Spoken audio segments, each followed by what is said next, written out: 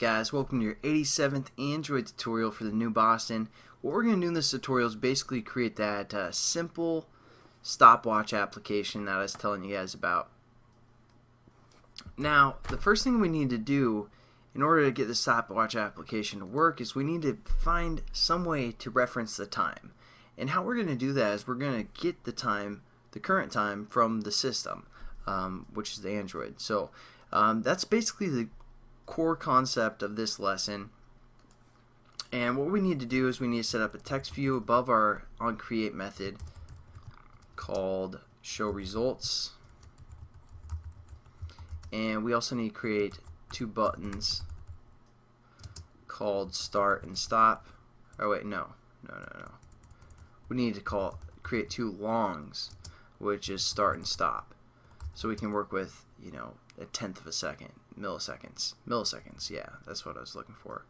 Not even milliseconds aren't even a tenth of a second, but that's what we're working with is milliseconds. So start, stop, and now we just need to kind of set up again a reference for our show results, which was our text view of our first tab. So we're going to say show results equals text view, find view by ID,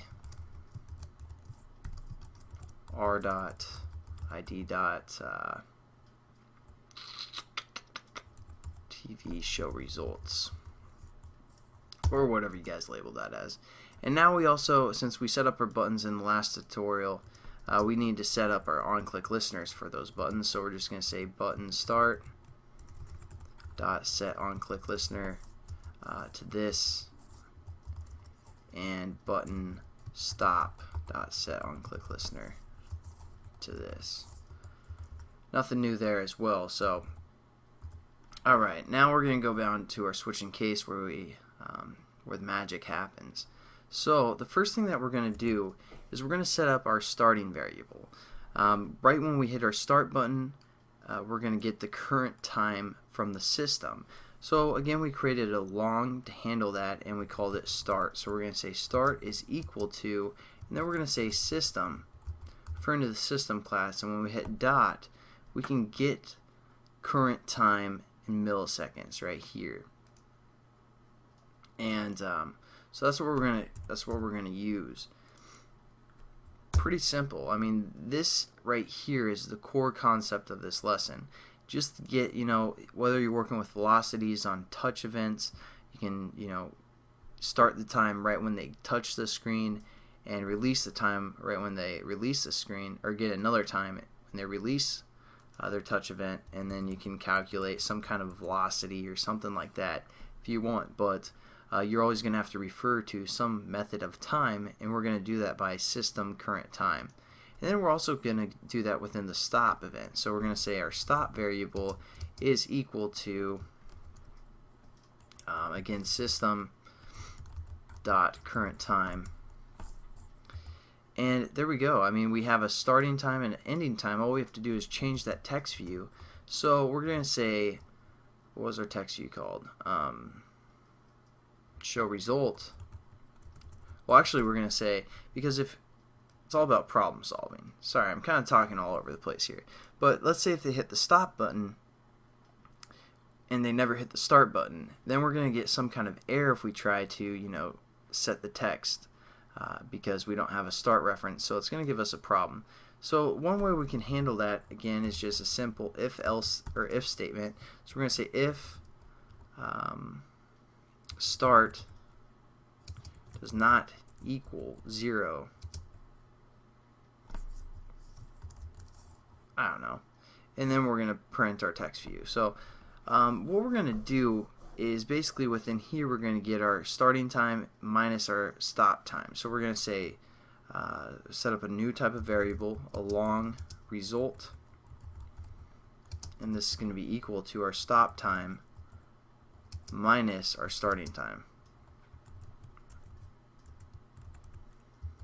So basically it's going to be how long it took the person to go from start to stop.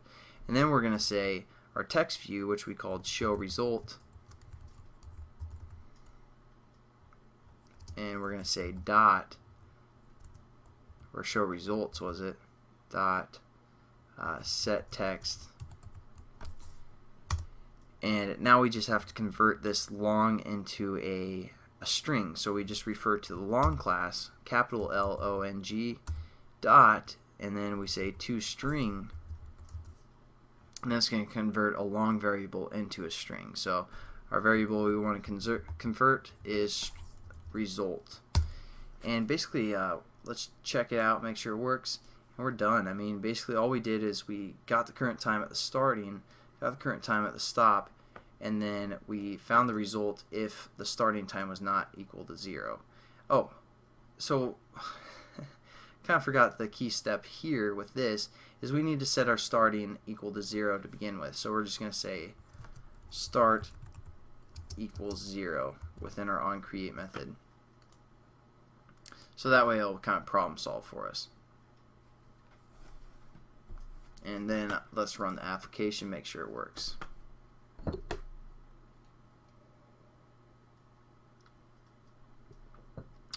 So again, this is in milliseconds. So when we hit, let's say, stop right now, our starting variable is still at 0, so it's not going to display anything. But if we hit start, wait a little bit, hit stop, is 247.1 milliseconds, which is about 2 seconds, 2.4 seconds.